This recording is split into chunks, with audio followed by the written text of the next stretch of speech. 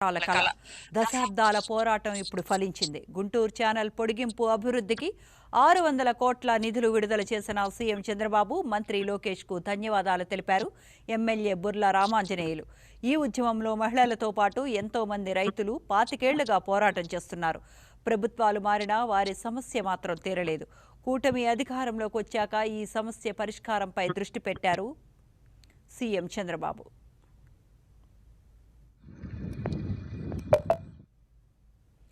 త్వరలో నల్లమడవాగు గుంటూరు ఛానల్ పొడిగింపు అభివృద్ధి పనులు ప్రారంభిస్తామని చెబుతున్న ఎమ్మెల్యే బుర్ల రామాంజనేయులతో మా ప్రతినిధి Ravindra face to face. Guntur channel పొడిగింపు అభివృద్ధిపై దశాబ్ద కాలంగా ఎన్నో పోరాటాలు చేశారు. దాదాపు 25 సంవత్సరాలకు పైగా కూడా అనేక మంది పోరాటాలు చేశారు. కానీ ఏ ఒక్క ప్రభుత్వం కూడా కనికరించలేదు. అయితే కూటమి ప్రభుత్వం అధికారంలో రాగానే రైతులు బాధ చూసి చెలించిపోయి సీఎం చంద్రబాబు నేడు గుంటూరు ఛానల్కి దాదాపు 300 కోట్ల పైగా కూడా నిధులు విడుదల చేశారు, జీవో విడుదల చేశారు. అయితే ప్రధానంగా ఏదైతే సీఎం చంద్రబాబు స్వయంగా ఎమ్మెల్యేలను పిలిపించుకుంటూ కొత్త దానికి శ్రీకారం చుట్టారు. పత్తిపాడు నియోజకవర్గాన్ని అభివృద్ధి దిశగా తీసుకెళ్తున్నారు ఎమ్మెల్యే బుర్ల రామాంజనేయులు. ఆయన మనతో ఉన్నారు. సరే చెప్పండి, ఈరోజు గుంటూరు ఛానల్ది చాలా గ్రేట్, అసలు ఎంతో సంవత్సరాలుగా ఉద్యమాలు చేశారు, ఏమంటారు? ముఖ్యంగా కూటమి ప్రభుత్వంలో మా ప్రియతమ ముఖ్యమంత్రి నారా చంద్రబాబు నాయుడు గారు రైతుల పక్షాన ఉండి రైతుల ఆపద్బాంధవుడిగా, రైతుల్ని ఆదుకునేటటువంటి ఒక ఆపద్బాంధవుడిగా ఈరోజు పత్తిపాడు నియోజకవర్గంలో దాదాపుగా 75,000 ఎకరాలకు సాగునీరుతో పాటు 50 గ్రామాలకు మంచినీరు ఇచ్చేటటువంటి ఎన్నో సంవత్సరాలు, ఒక 40-50 సంవత్సరాలుగా రైతులు అనేక పోరాటాలు చేశారు. వైసీపీ పాలనలో అయితే మహిళలు కూడా రోడ్లెక్కారు. మరి కనీసం వాళ్ళు అడిగినటువంటి డిమాండ్ సహేతంగా ఉందన్నటువంటి ఒక ఆలోచన కూడా లేకుండా క్రూరంగా మహిళలను కూడా స్టేషన్లో బంధించినటువంటి సందర్భాలు వైసీపీ పాలనలో చూసాం.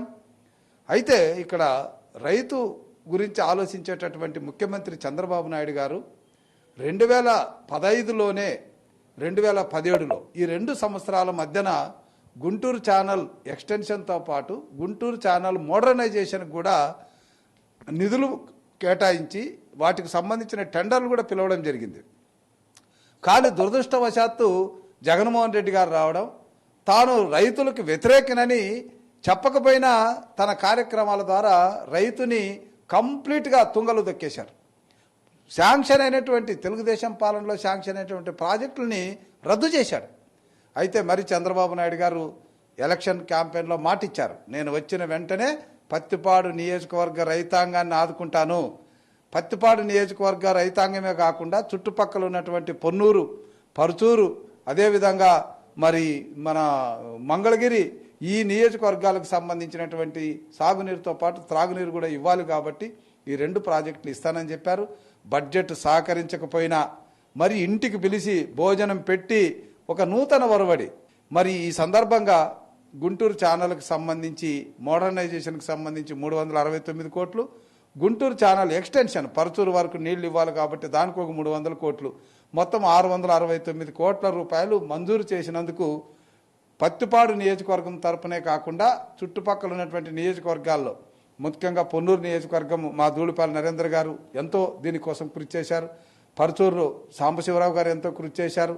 మరి ఇటు మంగళగిరి నుంచి మా నారా లోకేష్ బాబు గారు మరి ఎంతో కృషి చేశారు. వీళ్ళందరి కృషి ఫలితంగా ఈరోజు ఒక అద్భుతమైనటువంటి చిరకాల వాంఛైనటువంటి ప్రాజెక్టుల్ని మంజూరు చేయించుకోగలిగాం.